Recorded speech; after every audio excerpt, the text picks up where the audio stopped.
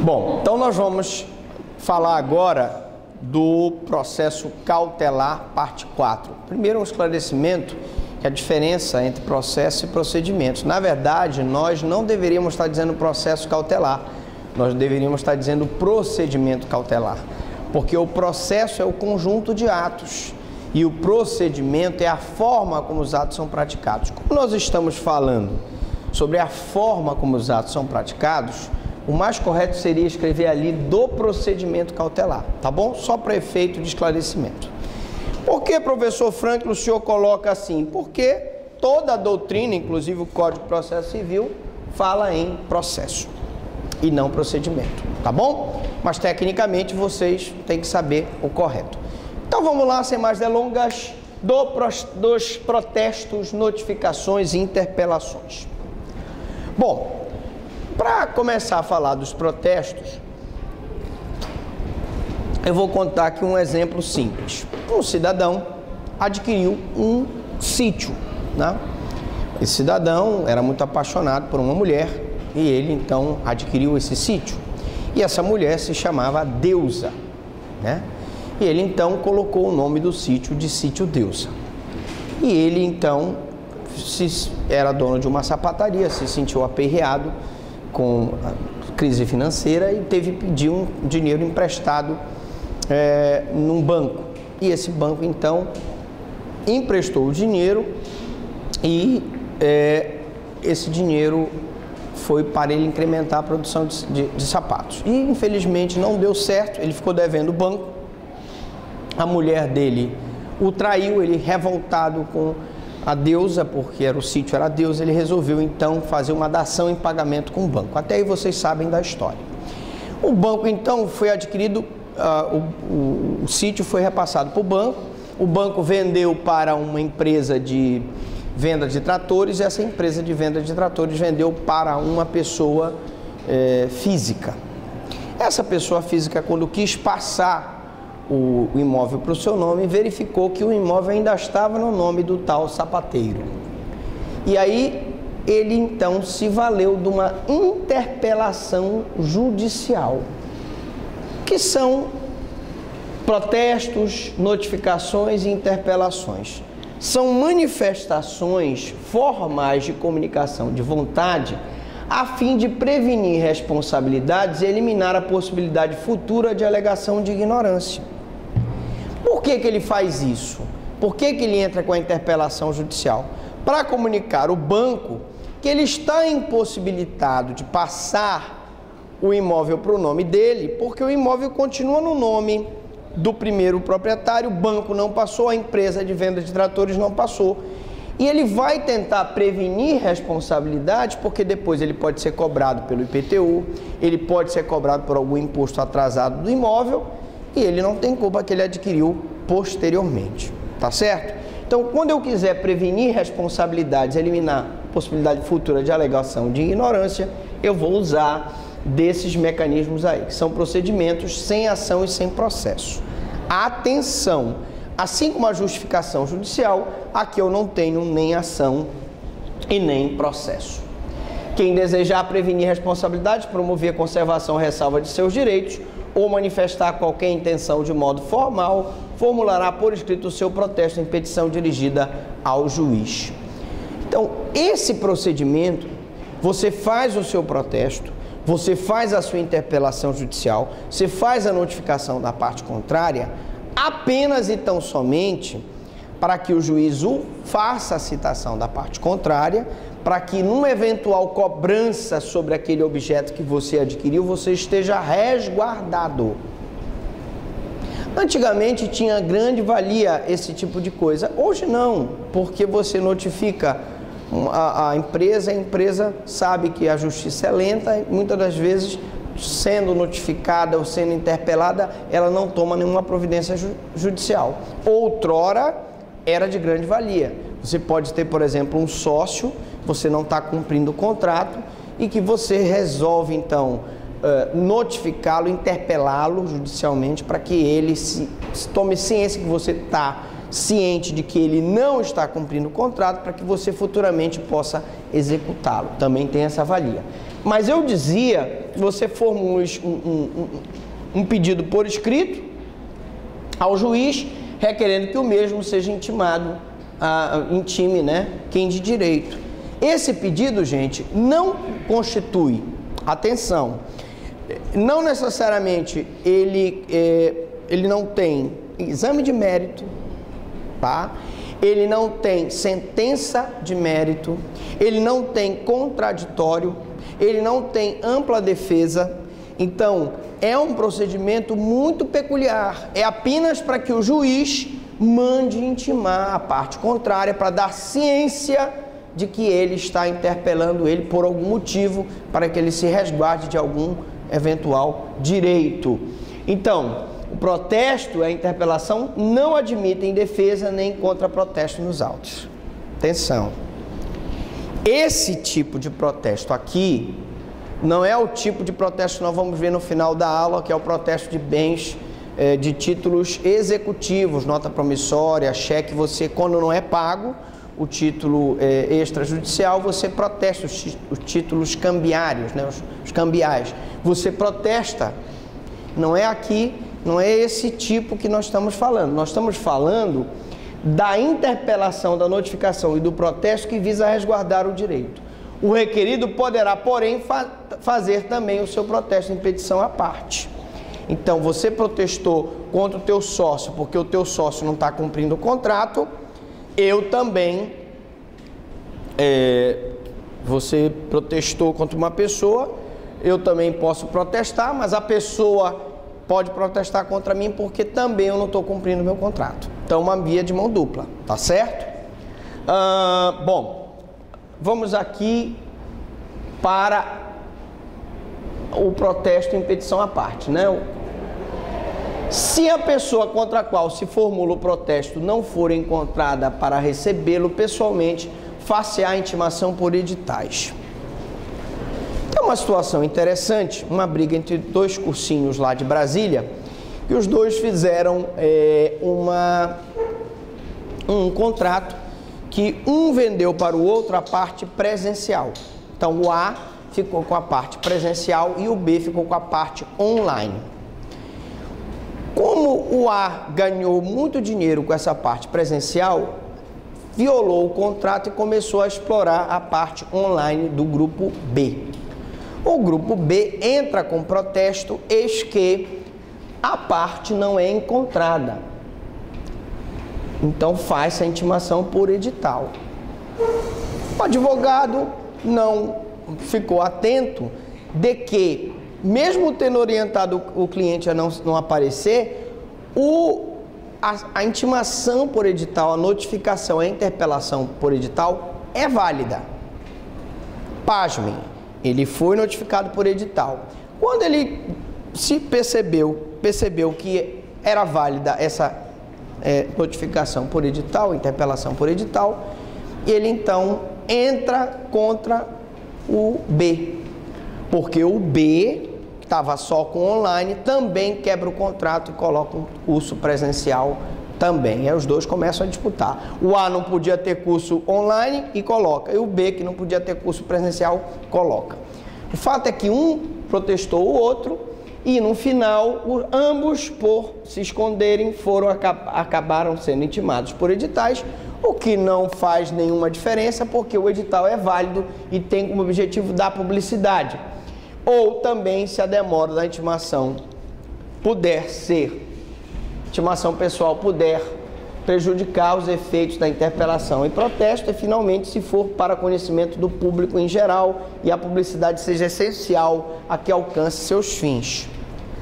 O contrato dizia que a parte que não cumprisse a cláusula no caso dos concursos lá, que estavam em lide, tinha que ser notificado para dar publicidade, para justamente alcançar os seus fins. Agora, como é que eu vou notificar uma pessoa e não está no local? E aí se faz então a notificação via edital. Bom, feita a intimação, ordenará o juiz que, pagas as custas e decorridos 48 horas, sejam os autos entregues à parte independentemente de translado. Assim como a justificação, a obrigação do juiz, numa notificação, num protesto ou numa interpelação, é citar a outra parte pessoalmente ou por editais. Após isso, a citação, a parte que ingressou com a interpelação paga as custas e se dá o translado para ele. Tá? Não existe decisão de mérito, não existe o contraditório. O que pode haver é que uma parte que está inadimplente protesta a outra e a outra pode protestar contra a que protestou, em outro protesto, não no mesmo protesto, tá? Não há que se falar em reconvenção, nem muito menos contestação na ação de protesto, porque não há decisão de mérito, não há contraditório e ampla defesa. Havendo impugnação ao protesto, a decisão do juiz que o defere ou indefere, cabe apelação sem efeito suspensivo. Cuidado. Cuidado, porque em regra, o recurso de apelação, ele tem efeito devolutivo e tem efeito suspensivo. O efeito devolutivo é o ato de devolver a matéria questionada a uma instância superior para o reexame. O efeito suspensivo é o efeito de suspender a execução provisória daquela sentença até que seja julgado o recurso de apelação. Detalhe importantíssimo: a decisão do protesto, da notificação e da interpelação e as decisões do processo cautelar, em regra, não têm efeito suspensivo. Então, havendo impugnação ao protesto da decisão do juiz que o defere ou indefere, cabe apelação sem efeito suspensivo. A apelação do deferimento do protesto não impede a notificação da parte contrária através do protesto, através da interpelação ou através da notificação, porque ela não tem efeito suspensivo. E qualquer processo cautelar, em regra, se você apelar, ele não tem efeito suspensivo sobre a cautelar. Em regra, podemos ter exceções. Bom, homologação do penhor legal. Vocês já devem saber mais ou menos a diferença entre o penhor e a hipoteca legal. Na hipoteca legal, que recai sobre bens imóveis, você onera, coloca um ônus sobre o imóvel para receber, por exemplo, o empréstimo de um banco. Então você não tem dinheiro, você onera, que foi o que o sapateiro fez em relação ao sítio Deusa. Ele onerou o sítio, colocando o sítio em hipoteca para o banco. E se ele pagasse normalmente a hipoteca, o bem não seria, teria que dar em dação em pagamento para o banco. Como ele não pagou, ele teve que fazer uma dação em pagamento, senão ele ia perder o sítio. Como de fato perdeu, e não ia conseguir pagar a dívida. Já quando se trata de bens móveis, eu vou usar o penhor. Imagine, por exemplo, que você está numa situação financeira difícil, não tem como honrar suas dívidas, você tem um anel de ouro da formatura, você tem, por exemplo, um relógio Mido Multifort de ouro, enfim, que foi uma joia da sua avó, alguma coisa, você vai na Caixa Econômica, né? E empenha, atenção, não é penhora, gente, é empenha o bem móvel, tá? Então, empenho, bens móveis. Hipoteca legal, bens imóveis. Ora, então a homologação desse penhor é, então, constituído pela própria lei para assegurar certas dívidas que, por sua natureza, reclamam uma prestação especial, tal como se verifica com a hipoteca legal, sendo ele mais amplo do que o simples direito da retenção. Essa medida cautelar é uma garantia para que o devedor possa pagar aquela dívida. Ele empenha um bem móvel, aquele bem fica empenhado, se ele pagar, ele tira do empenho, se ele não pagar, aquele bem vai ser adquirido pelo credor, tá? Então, sendo ele mais amplo que o simples direito da retenção, de eficácia maior do que o privilégio pessoal, constituindo o penhor legal, constituído o penhor legal, confere ao credor a posse da coisa. Então, o credor homologado, constituído o penhor, ele fica na posse daquela coisa, tá certo? E há o direito de alienar o objeto de penhor e o privilégio de ser o credor pago pelo preço obtido, caso a dívida não seja quitada. Se a dívida for quitada, ele não vai alienar o bem e nem vai penhorar absolutamente nada, tá certo? Então, é uma garantia, homologação do penhor legal, tá bom? O réu é citado para pagar. Se o fizer, se ele pagar a dívida, encerra-se o processo, né?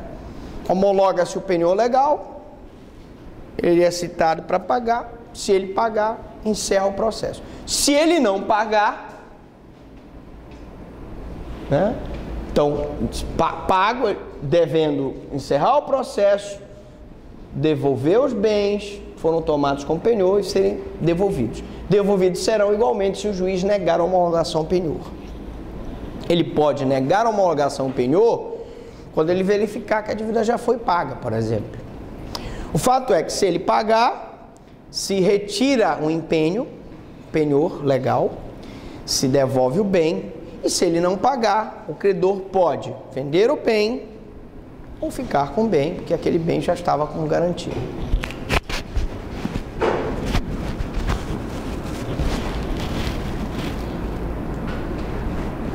A defesa só pode consistir em quais os tipos... A pergunta da prova é: quais os tipos de defesa que podem ser alegados na homologação do penhor legal? Quais os tipos de defesa? Eu só posso apresentar uma defesa, e aí eu venho dizendo que esse processo não é um processo em que há necessidade do contraditório e da ampla defesa. Lógico que é importante eu fazer a defesa dentro daqueles parâmetros que me permite a lei. E aí você tem que fazer a defesa arguindo a nulidade do processo, certo? A extinção da obrigação. Nulidade do processo. O processo é leonino, a cláusula é leonina, né? Vamos dizer que é uma cláusula que não é admitida pelo direito do consumidor. Cláusula leonina, eu não vou admitir. Extinção da obrigação. A obrigação se extinguiu porque perdeu o objeto, o contrato, né? Não estará a dívida compreendida entre aquelas previstas em lei ou não estarem sujeitos à penhora legal. Imagine, por exemplo, que eu tenho uma dívida que não compreende a hipótese de penhor legal, ou tenho um bem que não pode ser empenhado como bem de família, por exemplo, né? Então eu tenho hipótese em que não pode haver o penhor legal. Nesse sentido é que eu posso falar em defesa. Repetindo, nulidade do processo, né? Por falta de contraditório e ampla defesa, nulidade, extinção da obrigação pela nulidade do contrato, uma cláusula leonina. Não está a dívida compreendida entre aquelas que previstas em lei e não estarem sujeitos ao penhor legal.